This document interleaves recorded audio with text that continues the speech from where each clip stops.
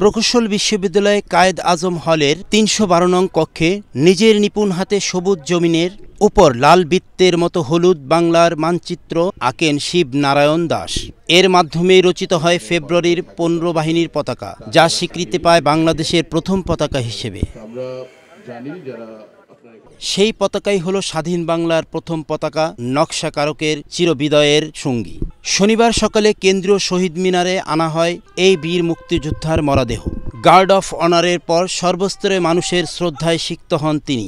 মানুষের সেই ঢলে ছিলেন বিভিন্ন সামাজিক, সাংস্কৃতিক ও রাজনৈতিক অঙ্গনের নেতাকর্মীরাও।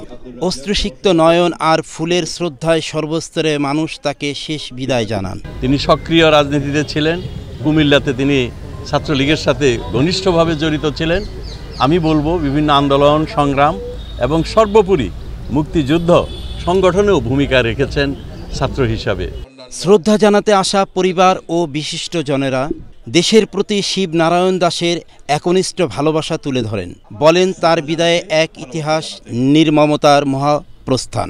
আমি আর শিবুদা একসাথে মুজিব বাহিনীতে ছিলাম, সেটাও আমার মনে পড়ে।